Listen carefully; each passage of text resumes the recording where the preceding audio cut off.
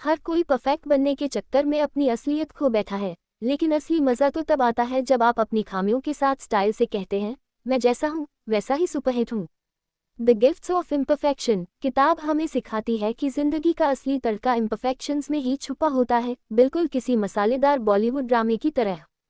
Hello दोस्तों, मैं समरीवाली आप सभी का तहे दिल से स्वागत करती हूँ। इस किताब में लेखिका ब्रेने ब्राउन समझती हैं, जो असली है वही दिल से चलता है और जो परफेक्ट है वो फेक लगने लगता है।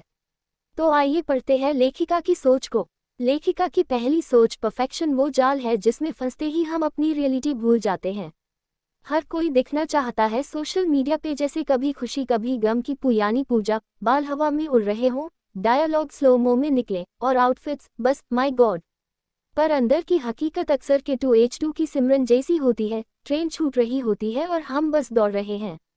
जरा सोचिए, हिचकी की रानी मुखर्जी टीचर बनना चाहती है, पर अपनी इम्परफेक्शन टूरेट सिंड्रोम से शर्माती और घबराती है। पर जैसे ही वो खुद को एक्सेप्ट करती है, वो बनती है इंस्पिरेशन। लेखिका की दूसरी सोच, शर्म वो इनविजिबल दुश्मन है जो हर बार कान में फुसलाकर कहता है तू अच्छा नहीं है। शर्म हमें रोक देती है खुलकर जीने से। जैसे आप किसी पार्टी में हों और सोचें, अगर मैंने ये जोक सुनाया और सब चुप हो गए तो। शर्म आपको जज बनकर देखती है। से इंग्लिश विंग्लिश की श्रीदेवी अमेरिका में सबके सामने इंग्लिश ना आने की वजह से शर्म से झुक जाती हैं। लेकिन जब वो खुद से दोस्ती करती हैं, तो क्लास के साथ साथ दिल भी जीत लेती हैं। शेयर करो उस दोस्त को जो अब भी शर्म की वजह से अपने टैलेंट को दबा रहा है। लेखिका की तीसरी सोच, जो आप हो वही बनो। एक्टिंग सिर्फ कैमरे के सामने अच्छी लगती है। ऑथेंटिसिटी का मतलब है न डरना, न छिपाना, बस खुलकर कहना, हाँ मुझसे भी गड़बड़ होती है। बॉलीवुड ने हमें दिखाया, राजी की आलिया भट्ट जासूस है पर इंसान भी है। वो डरती है, लड़ती है, लेकिन झूठा साहस नहीं दिखाती।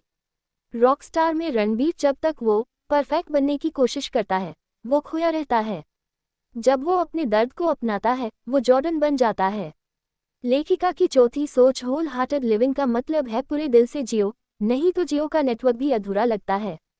होल हार्टेड लोग हार भी मानते हैं, गलती भी करते हैं और फिर भी कहते हैं मैं ठीक हूँ जैसे भी हूँ। बॉलीवुड की गंगूबाई काठियावाड़ी का रास्ता आसान नहीं था, पर उसने कभी खुद को नीचा नहीं समझा। उसने अपनी इम्परफेक्शन को ताकत बना लिया।